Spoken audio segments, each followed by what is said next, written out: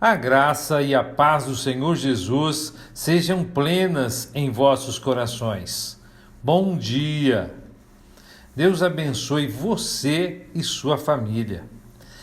Façamos nossas as palavras do salmista. Lâmpada para os meus pés é a tua palavra e luz para o meu caminho. E assim, meus irmãos, chegamos ao 6º dia de exposição do livro do profeta Isaías e estaremos meditando nos capítulos de 21 a 24. Mas vamos orar. Senhor Deus, muito obrigado por mais esse momento em tua presença. Obrigado, Senhor, porque tem cuidado de nós de uma forma tão maravilhosa. Tem nos dado vida, paz, saúde, tem nos alimentado, nos vestido, suprido cada uma de nossas tantas necessidades, tem nos protegido em meio ao mundo cada dia mais violento.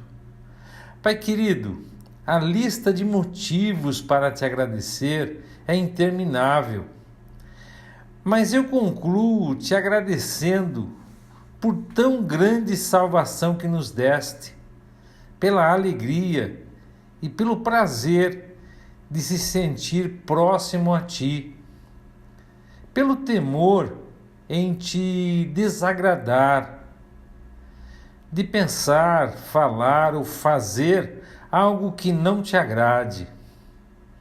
Obrigado, Senhor, por um dia em teu infinito amor se revelar a cada um de nós, tirar nossa cegueira e falar aos nossos corações.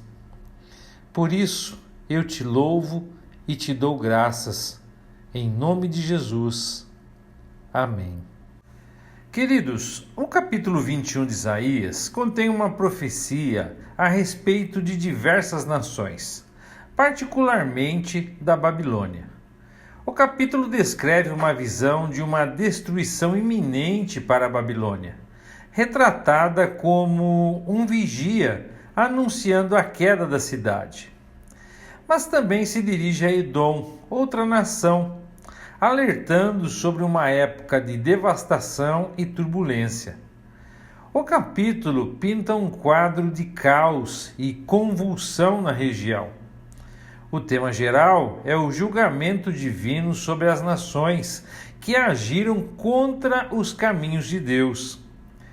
Serve como um lembrete das consequências do orgulho e da injustiça e sublinha a soberania de Deus ao longo da história.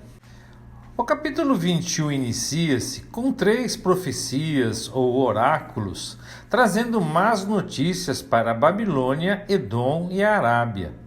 O deserto do mar é a Babilônia, provavelmente a parte da Babilônia adjacente ao lado do Golfo Pérsico. A destruição rugirá sobre ela como redemoinhos vindos do deserto. O texto vai dizer que ela será arrasada pelos persas, citada no texto por nome de Elão, e pelos medos, a Média. A Babilônia não mais fará com que outros, como os cativos judeus, gemam. A visão é tão terrível que causa grande angústia até mesmo em Isaías. Tudo acontecerá enquanto os governantes festejam em uma suposta segurança. De repente, soa o chamado às armas. A referência, ao que parece, é a festa de Belsazar, descrita por Daniel lá no capítulo 5. O Senhor também instrui Isaías a nomear um vigia para descrever as hordas de ataque, especialmente as inúmeras unidades de cavalaria. Depois de esperar dias e noites, ele relata o avanço dos cavaleiros aos pares. Isso pode sugerir os medos e os persas. Então, como um rugido de leão, ele anuncia a queda da Babilônia e de sua religião idólatra. O anúncio é uma mensagem de conforto para Israel, uma nação que foi debulhada e peneirada pela Babilônia. É bom lembrar-se que esta profecia foi proferida cerca de 200 anos antes da queda da Babilônia. Mas também nós temos o julgamento sobre Dumá, Idumeia ou Edom. Todos os três termos descrevem o mesmo lugar. A narrativa parece indicar que, embora os edomitas estivessem preocupados com a ameaça assíria, eles deveriam se preocupar com a ameaça da sua pecaminosidade, arrepender-se e voltar-se para Deus. Só então a resposta seria a que eles esperavam. A noite do seu sofrimento terminaria e uma nova manhã brilhante de libertação surgiria para eles. Mas também há problemas pela frente para a Arábia. As caravanas se esconderiam, alojariam na floresta do exército assírio, e aqueles que escapassem da carnificina sofreriam intensa fome e sede. O Senhor decretou que a glória da Arábia desapareceria num ano, e apenas alguns de seus famosos guerreiros sobreviveriam. A expressão "o ano do contratado" significa nem um dia mais do que um ano. O capítulo 22 de Isaías se concentra na cidade de Jerusalém. O capítulo retrata uma cena de angústia e luto dentro das muralhas da cidade. As pessoas são chamadas ao arrependimento, mas em vez disso, envolvem-se na autoindulgência e no desrespeito pelo perigo iminente. O capítulo retrata o fracasso da liderança e as consequências da apatia espiritual. Menciona especificadamente Sebna, um mordomo real, sendo substituído por Eliaquim, sugerindo uma mudança na liderança devido à arrogância de Sebna. O capítulo destaca a importância da humildade, do arrependimento e da confiança em Deus, alertando para o potencial de destruição quando esses valores são ignorados. Logo no início do capítulo 22, nós temos o Vale da Visão, que refere-se a Jerusalém. A cidade está sitiada, as pessoas andam pelos telhados para ver o inimigo nos portões. As ruas da cidade, outrora festiva, estão repletas de vítimas da peste. Os governantes e as pessoas que tentam escapar são capturados sem luta. O próprio Isaías fica inconsolável ao ver a ameaça do julgamento de Deus sobre Jerusalém. Elão e Quir são as unidades do sul e do norte do exército babilônico. Suas carruagens e cavalaria enchem os vales que cercam a cidade. Os judeus fazem planos elaborados para resistir ao cerco. Eles saqueiam um arsenal na casa da floresta e derrubam suas casas para conseguir pedras para consertar o muro. Tentam inventar um abastecimento de água improvisado. Eles fazem tudo, menos olhar para seu Criador, que causou o desastre e o planejou muito tempo antes. Numa época em que o Senhor os havia chamado ao arrependimento, mas eles vivem descontroladamente e insensivelmente, por isso não foram perdoados. Sebna, o administrador do palácio na corte de Ezequias, está preparando para si um sepulcro ornamentado. Deus diz através de Isaías que seus esforços são inúteis. O Senhor o lançará no cativeiro como uma bola amassada, e ele morrerá em uma terra estrangeira, para que seja lembrado por muito tempo. Talvez Sebna liderasse o partido que defendia a tão criticada aliança com o Egito. Depois que Sebna fosse rebaixado, Eliaquim tomaria seu lugar. Ele é um tipo do Senhor Jesus. Ele seria um governante responsável e compassivo, com plena autoridade. Ele também receberia a chave da casa de Davi, controlando os aposentos reais e escolhendo os servos da casa real. No capítulo 3, verso 7 de Apocalipse, diz que o Senhor Jesus tem a chave da casa de Davi. Eliaquim estaria firmemente estabelecido em sua posição e teria autoridade completa em sua esfera de serviço. Visto que Eliaquim é claramente a estaca fixada no lugar seguro, citado no verso 23 na parte A dele, sua remoção e queda podem referir-se ao cativeiro da casa de Judá, da qual ele era um representante.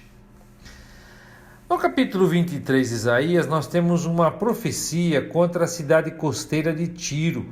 O capítulo fala da queda e humilhação de Tiro, devido ao seu orgulho, riqueza e confiança em sua própria força. O comércio e a prosperidade da cidade chegarão ao fim e Tiro será esquecida por um período de tempo. O capítulo também alude a uma futura restauração da cidade, sugerindo que após um período de exílio, a cidade retornará ao seu status antigo. No geral, o capítulo serve como uma advertência contra a arrogância e o materialismo e sublinha a soberania de Deus sobre a ascensão e queda das nações. Retornando de Tarsis, que provavelmente significava Espanha, os marinheiros de Tiro vão receber a notícia da queda da cidade quando chegam até Chipre. Com suas casas destruídas e sem porto para onde retornar, eles uivarão de consternação e tristeza. Os mercadores de Sidom ficarão sentados em um silêncio atordoado, enquanto se lembram de como seus vizinhos tírios cruzavam o mar trazendo grãos do alto Nilo, e como eles foram os mercadores das nações. Sidom, a cidade mãe de Tiro, ficará envergonhada quando as ondas batendo nas ruínas de Tiro parecerem ecoar um lamento da cidade. Seria como se Tiro nunca tivesse tido filhos para habitá-la. O Egito também estará em agonia com a notícia da perda do seu melhor cliente. Os tírios são então instruídos a procurar asilo em locais tão distantes quanto a Espanha, no texto citado como Tarsis, pois afinal, esses outrora habitantes de uma antiga cidade próspera são levados para terras distantes. Mas quem trouxe esse horror a Tiro, com todo o seu poder, riqueza e glória? Foi um Senhor dos Exércitos, determinado a desonrar o orgulho de toda a glória humana. Em vista do ataque de Nabucodonosor a Tiro, o povo é instruído a fugir para outros países, espalhando-se como o rio, ou seja, o rio Eufrates, que atravessa muitos países. Deus também despertou a Babilônia para destruir a cidade mercantil de Canaã. Mesmo que os refugiados de Tiro fujam para Chipre, ali eles não encontrarão descanso. O profeta fica surpreso com o fato de uma nação obscura, de origem humilde, fundada pela Síria, levar Tiro à ruína. Tiro será esquecida durante os 70 anos da monarquia caldeia. No final desse tempo, retomará alegremente a sua fornicação comercial com todos os reinos do mundo. O capítulo 24 do profeta Isaías é um capítulo que apresenta uma perspectiva global sobre julgamento e restauração. Descreve um tempo futuro em que a terra sofrerá devastação e convulsão generalizadas. O capítulo prevê as consequências da rebelião da humanidade contra Deus, retratando um mundo em caos e turbulência. Apesar disso, há uma mensagem de esperança no capítulo. Fala de um remanescente que glorificará a Deus e sugere uma futura restauração e renovação. O capítulo enfatiza a importância de reconhecer a autoridade de Deus e alinhar-se com os seus propósitos para evitar as consequências da desobediência. Logo no começo, os julgamentos de Deus parecem começar com a terra de Israel. mas se ampliam para incluir toda a terra e até mesmo os seres iníquos nos céus. A referência ao sacerdote no verso 2 sugere que a terra de Israel está à vista nos versos de 1 a 3. Observe como o texto alterna entre a terra e o povo. A destruição é enorme e afeta todas as classes da população. A menção da palavra mundo no verso 4 sugere que o julgamento se ampliou. A causa da destruição e do sofrimento mundial é que os homens quebraram a aliança eterna com Deus. Mas um remanescente preservado é ouvido cantando louvores a Yahvé por sua graça salvadora. Mas então o profeta lamenta os terríveis horrores da grande tribulação. Será um tempo de traição. A fuga será impossível. A terra cambaleará como um bêbado, como se tivesse sido atingida por um terremoto gigantesco. Ela cai para não subir mais. As hostes iníquas nos lugares celestiais também serão julgadas. Isso corresponde a Apocalipse no capítulo 19 e também no capítulo 20. Os reis da terra, que serviram como seus fantoches, participarão desse julgamento no segundo advento de Cristo. A glória suprema do Senhor envergonhará o sol e a lua. É assim, queridos, concluímos a exposição de hoje. Que o Eterno os abençoe e até amanhã, se Deus quiser.